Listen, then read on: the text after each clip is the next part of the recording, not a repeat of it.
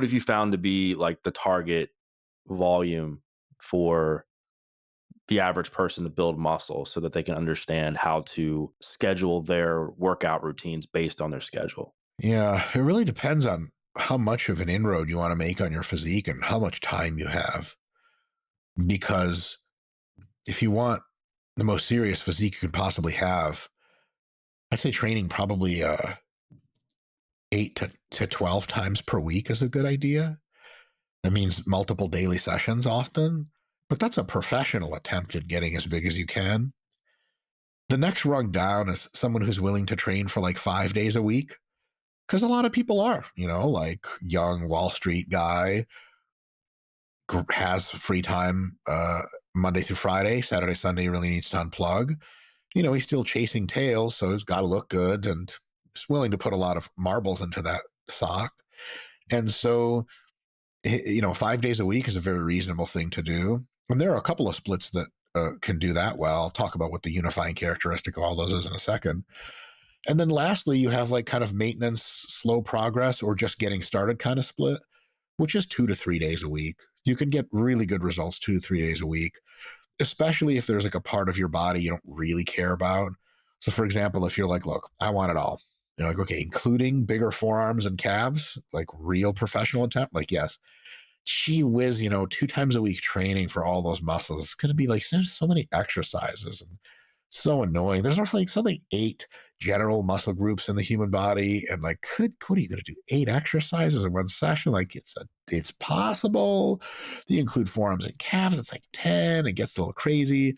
So when someone's like, I want big chest, big back, big shoulders and arms, my legs, whatever, just maintenance, and then I don't care about my calves. Hey, that's 2 or 3 days a week. That's totally possible to do. So that's as far as like scheduling what people's time commitments are for the kind of results they sort of seem to want. And as far as split design is concerned, you want to make sure that two things roughly happen.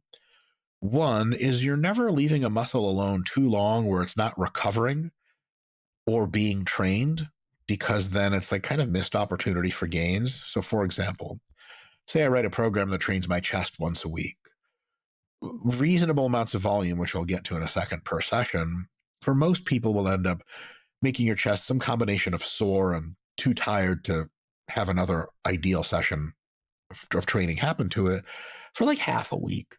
Then after that, your chest is pretty damn healed and could be trained again. And it would be really, really great if it was. And then all of a sudden, you're just like waiting longer and kind of for no reason. And so it's almost a similar principle with, how to serve people food at a nice restaurant. If you're a good waiter, you don't want to jam the food in like right when they've just finished appetizers. You're like, boom, here's the main course. People have drinks. They want to chat a little bit. But also, like, if it's been 30 minutes since appetizers were finished by your table and there's no dinner, you kind of start to be like, is the guy dead back there somewhere? Did they forget we existed? So on the other side of that is the too soon thing. So you don't want to wait too long for muscles to have to recover because it's time you could have spent growing.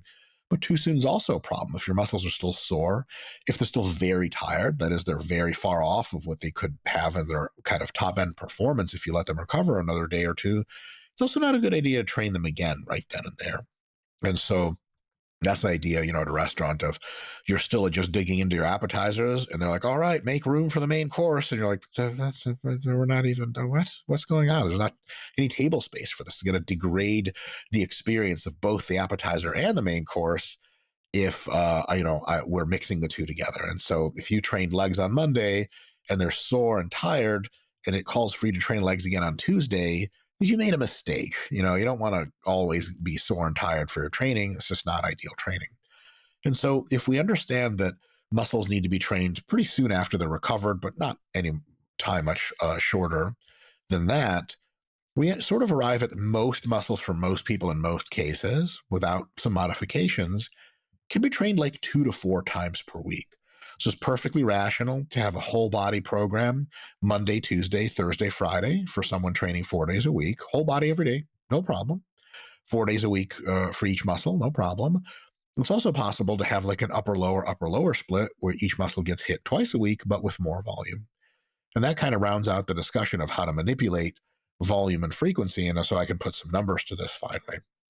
If you have to train the same muscle in your program the next day, anywhere between 1 and 3 sets for that muscle, maybe 1 and 4, is all you need and all you can recover from in order to productively hit it again the day after. So if I train my biceps on Monday with 6 sets, they're going to be cooked, and Tuesday's stupid to train my biceps again.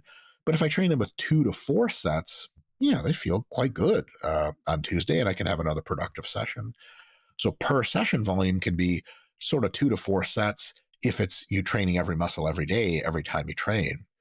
If you give muscles a third of the week or half a week to recover, it's more like 5 to 8 working sets per muscle. Seems to be closer to the ideal volume in most cases for most people. So if I train my back Monday and my back Thursday, I might be able to do 8 sets Monday and 8 sets Thursday, and that'll be awesome. A little bit more growth per session because it's more volume, but the sessions aren't as frequent. So you get very similar growth between training something twice a week and 4 times a week. You just have to make sure it recovers by the time you train it, but doesn't stay recovered for days and days where you could be training it productively again.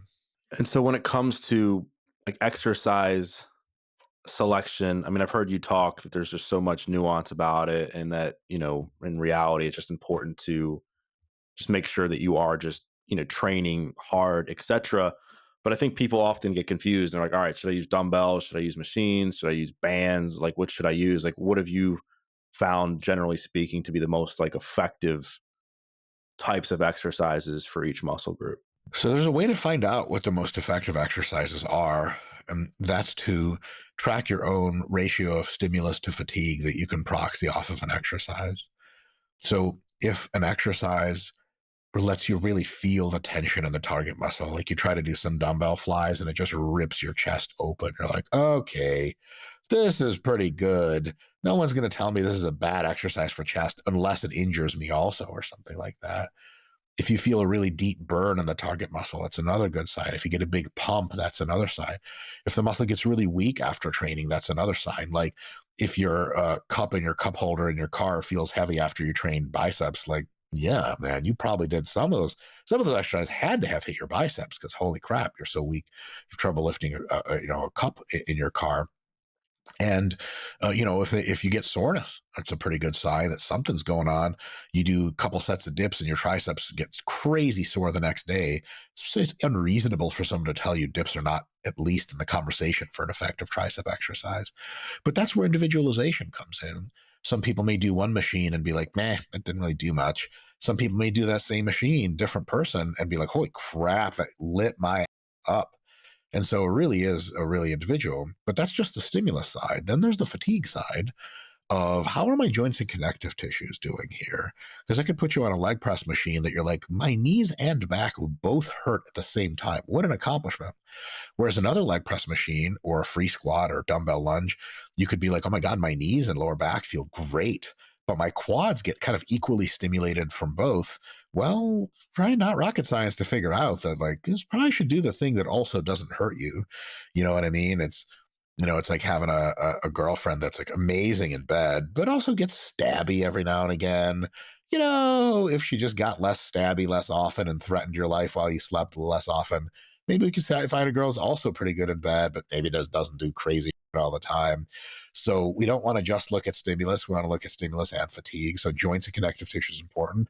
Another one is how much an exercise beats you up systemically. And that's like, you get done doing deadlifts and your back gets a really good stimulus, but you're just so damn tired. I mean, it ruins the rest of the day. It makes you tired the rest of the day. It actually interferes with your next workout the day after. And the results are pretty good. But then you try some bent over rows and you're like, dude, honestly, that hits my back up better for pump and soreness and fatigue and all those things. But the rest of me seems quite fine. So some exercises have a systemic fatigue component that's just so high, it becomes less tenable to do them. So that's kind of a cheat sheet as to how to find your own best exercises. And the big thing there is a principle of variation states that if you do the same exercises over and over for some number of weeks and often months, eventually the stimulus you get out of them starts to decline and the fatigue you get out of it starts to increase. And so the stimulus to fatigue ratio of any given exercise starts to suck. And then it's probably good for you to go find some replacement exercises to try instead of it. And the good news is it refreshes. So a few months, few weeks later, you go back to that old exercise and it feels right as rain again.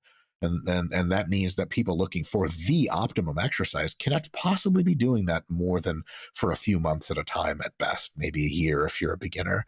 That there's always has to be a what I call a candidacy group of your best exercises, the ones that seems to cause the best stimulus and the least fatigue on average. But you draw one of those out for too long and it's going to start to suck. It's kind of like when people say, well, what's your favorite food?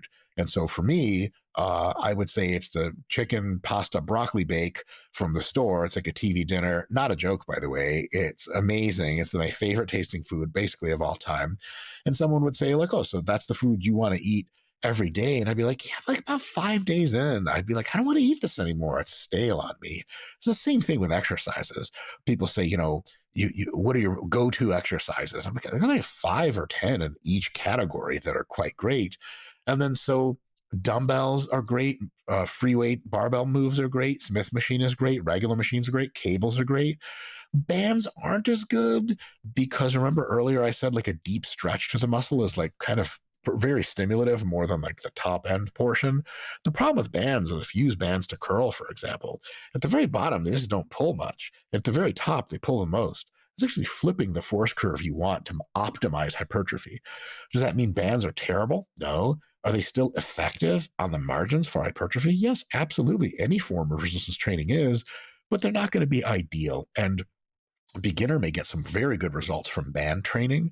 An advanced person may get no results at all from band training, and it would just be good enough to keep their muscle on their body. Well, what a tragedy. You train for 6 months really hard using bands. You don't have anything to show for it. So bands are okay, but probably kind of the least in that pack. And then I'd say another principle for good exercise selection is also stability.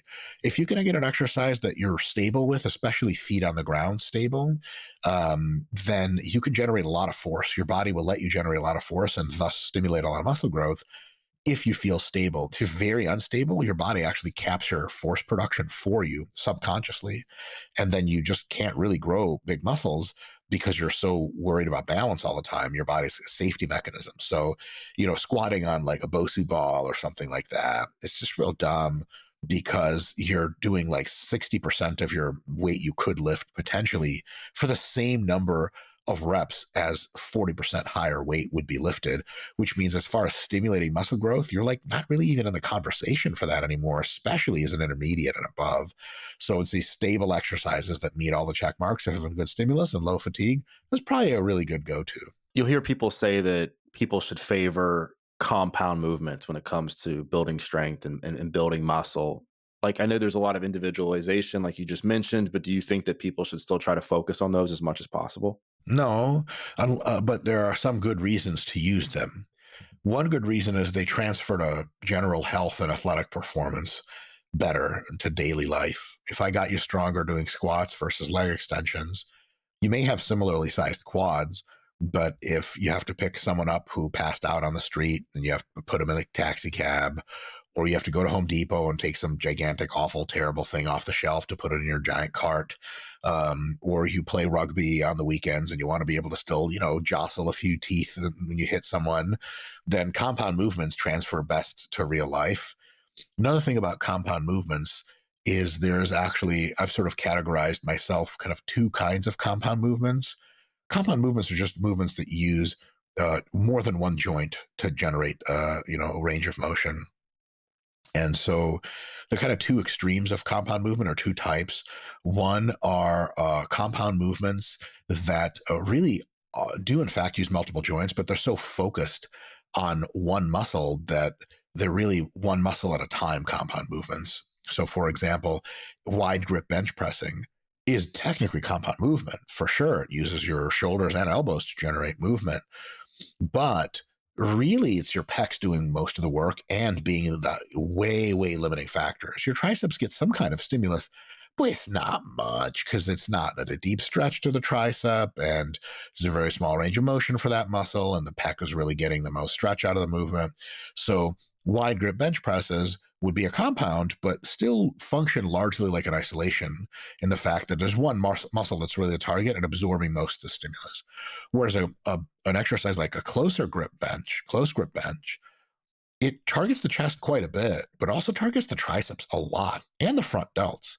So there's really three muscles as opposed to one or two that the close grip bench robustly trains. And so if you're a person with relatively limited time, you want the best bang for your buck. You want all around hypertrophy. You don't want to spend hours and hours and hours in the gym. Those more distributed compounds, ones a compound lifts like the close grip bench, like the underhand close grip row or pull up, that train multiple muscles hard at the same time, they're a better bet than isolations because imagine two programs. In one program, I do 4 sets of close grip bench and I move on to my other parts of the body. I just robustly stimulated muscle growth in my pecs, my front delts, and my triceps. 4 sets. Now imagine if I broke all those up into isolations. I do pack flies for the pecs, front raises for the shoulders, and cable extensions for the triceps. That's 12 sets to get probably a little bit more hypertrophy. Maybe we could say in 8 or 9 total sets, we would get the same hypertrophy as 4 sets of close grip bench. I mean, look, Doug, you got the extra 5 sets of time lying around everywhere. Some people don't, and so compounds aren't somehow magically better at putting muscle on your body. That's not true. They're definitely not magically better for making you stronger because most strength is tested in a compound manner. The deadlift is a compound lift. Picking something off the ground is a compound lift. So you might as well train how you perform. And so, yes, they're better for strength. Those people don't really need any more strength than they have already in their day to day life. But compounds, especially the distributed ones that hit many muscles well at the same time, they do really save a ton of time for people looking for the best results and not wanting to, have to have every single muscle trained with isolation movements, which is annoying as